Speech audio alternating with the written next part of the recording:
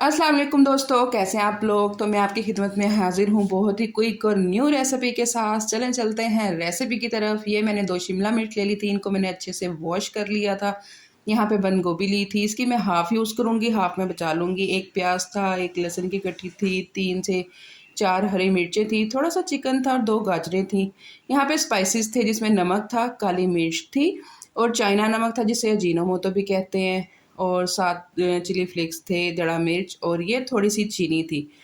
चीनी इसलिए कि जो चाइनीज़ रेसिपी होती हैं ये इसका इंग्रीडिएंट लाज़मी होता है, बाकी सोया सॉस, चिली सॉस और सिरका ये तीनों चीज़ें थी। चलें जी चुटकी बजाते हैं और ये देखें हमने सब चीज़ों को अच्छे से कटिंग कर लिया है। यहाँ पे जी चुटकी बजा के मैंने सब चीज़ों को कटिंग कर लिया था। इनको मैंने सबको एक ही शेप में काटा था ताकि ये दिखने में भी अच्छी लगे, और चिकन को मैंने क्यूब्स में काट लिया था। जी तो ये हैं वो सवैयाँ। मुझे नहीं पता कि कईयों को पता है कि नहीं कि इसके नूडल्स भी बनते हैं। बस आज हम न्यू रेसिपी ट्राई करने लगे हैं। आ जाइए जी जल्दी से रेसिपी ट्राई करते हैं। यहाँ पे मैंने पैन में 4 से 5 टेबलस्पून ऑयल लिया था, उसमें चॉप किया हुआ मैंने लहसुन डाला था। उसको हल्का सा ब्राउन करने के बाद मैंने चिकन डाल दिया था और साथ ही मैंने इसमें 1 टेबलस्पून सिरका डाल दिया था। वो इसलिए कि जो चिकन का कलर था, एक तो वो चेंज हो जाएगा, उसकी स्मेल ख़त्म हो जाती है, और दूसरा जो चिकन है ना वो चिपकेगा नहीं आपकी जो हांडी है उसके साथ। साथ मैंने हरी मिर्चें डाल दी थी और उसी साइड पे मैंने पानी बॉयल होने रख दिया था। इन सवैयों को हमने नमक और ऑयल डालकर बॉयल कर लेना है अच्छे से।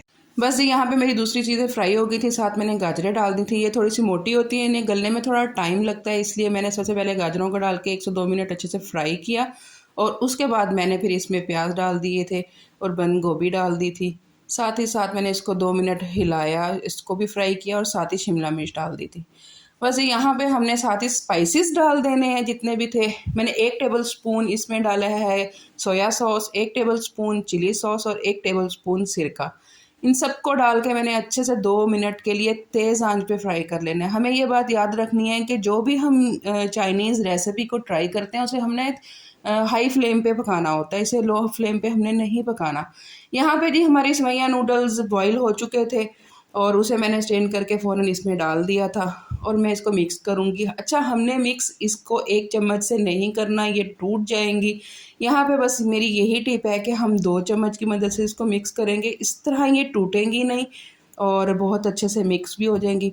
बस ये दम पे रखने से पहले मैंने 1 टेबलस्पून इसमें मज़ीद सोया सॉस डाला था और 1 टेबलस्पून मैंने इसमें चिली सॉस डाल दिया था।